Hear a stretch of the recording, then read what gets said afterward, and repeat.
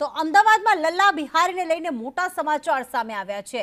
લલ્લા બિહારીના ઘરેથી કેટલાક દસ્તાવેજી પુરાવા મળી આવ્યા। સંદેશ ન્યૂઝ પાસે એવા પુરાવા છે કે જેમાં એ સાબિત થાય છે કે તે ફાઇનાન્સ ઉઘરાવવાના કામ કરતો હતો। ઘૂસણખોરોને ક્યાં રાખવા તેની યાદી પણ મળી આવી છે।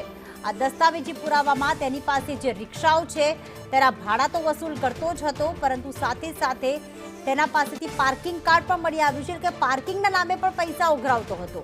સાથે કેટલા ઘૂસણખોરોને ક્યાં રાખ્યા છે તેની યાદી પણ તેની પાસે છે। તો સાથે સાથે ફાઇનાન્સનું કામ કરતો હતો, ઊંચા વ્યાજે પૈસા માર્કેટમાં ફેરવતો હતો, તેની પ્રવૃત્તિ પણ સામે આવી છે। લલ્લા બિહારીએ 300 રિક્ષા રાખી હતી, કારણ કે બધામાં એક ચોપડો છે જેમાં રિક્ષા નંબર અને સામે ભાડું લખેલું છે।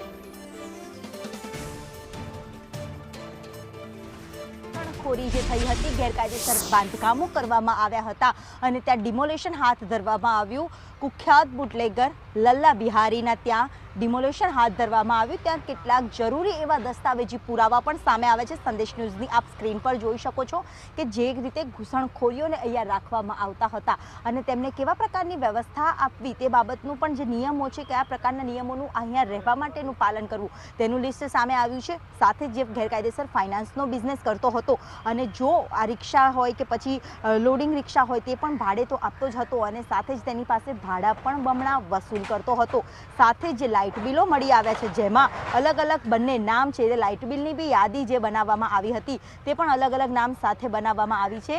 અહીંયા તમામ જે ભાડાની યાદી બુક જે સામે આવી છે કે બેફામ ભાડાઓ છે તે વાહનો ચાલકો પાસેથી તો લેવામાં આવતા હતા, ઘર માલિકો પાસેથી પણ લેવામાં આવતા હતા અને આજે આખું લિસ્ટ પછી પાર્કિંગના જે ચાર્જ વસૂલ કરવામાં આવે જેમાં લોકોના નામ, એડવાન્સ હોય તો એડવાન્સ, જૂના બાકી હોય તો, એટલે બેફામ ઉઘાડી લૂંટ અહીંયા આ લલ્લા બિહારી દ્વારા કરવામાં આવતી હતી। તેના આ ડોક્યુમેન્ટ્સના આધારે સ્પષ્ટ બાબત સામે આવે છે। કેમેરામેન મેહુલ પટેલ સાથે દિવ્યા ચૌહાણ, સંદેશ ન્યૂઝ, અમદાવાદ। તો ખાસ લલ્લા બિહારી પાસેથી કેટલાક દસ્તાવેજી પુરાવા પર મળી આવ્યા છે। હાલમાં તેની તો ધરપકડ કરી લેવામાં આવી છે, તેના પુત્રની, પરંતુ જે આલિશાન બંગલો હતો તેમાં સંદેશ ન્યૂઝ દ્વારા જે રિપોર્ટિંગ કરવામાં આવ્યું એ દરમિયાન કેટલાક દસ્તાવેજી પુરાવા હાથ લાગ્યા છે। આખરું ઓપરેશન ક્લીન ચંડોળા અમે આપને બતાવી રહ્યા છીએ કે આ ડ્રોન દ્રશ્યો આપ જોઈ રહ્યા છો કે જ્યાં કેટલા બધા ગેરકાયદેસર મકાનો બનાવેલા છે। આટલી મોટી જગ્યામાં જ્યારે આખું મિની બાંગ્લાદેશ ઊભું કરી દેવામાં આવ્યું છે અને હાલમાં ત્યાં બુલડોઝર ફરી વળ્યું છે।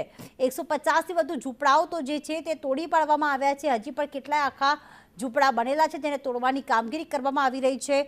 થોડા અંતરે કેટલા બધા અસંખ્ય ઝૂંપડાઓ બનેલા છે કે જ્યાં તમામ બાંગ્લાદેશીઓ જે ઘૂસણખોરો છે તે અહીંયા વસવાટ કરતા હતા। એક અલગ પોતાની દુનિયા, એક અલગ પોતાનો જેનો દેશ છે તે ઊભો કરી દેવામાં આવ્યું હતું। અમદાવાદના ચંડોળા તળાવ વિસ્તારની આખી જમીન છે કે જ્યાં ગેરકાયદેસર દબાણો હટાવી દેવામાં આવ્યા હતા વર્ષ 2009માં, પરંતુ આખી જમીન દોસ્ત કરી દેવામાં આવ્યું હતું।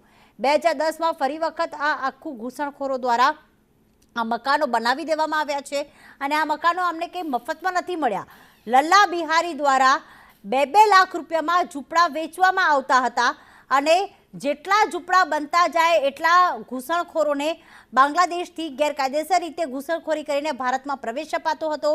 પશ્ચિમ બંગાળથી તેઓ ગુજરાત અને ગુજરાતથી તેઓ અમદાવાદમાં તેઓ આવતા હતા અને પછી અહીંયા 2 લાખ રૂપિયા આપીને અલગ અલગ ગેરકાયદેસર પ્રવૃત્તિઓ સાથે સંકળાયેલા હતા। જે મહિલાઓની વાત કરીએ તો તે મહિલાઓ જે છે એ ખાસ દેહ વેપાર સાથે સંકળાયેલી હતી, અંદર ઘણી બધી ગેરકાયદેસર પ્રવૃત્તિઓ પણ ચાલતી હતી।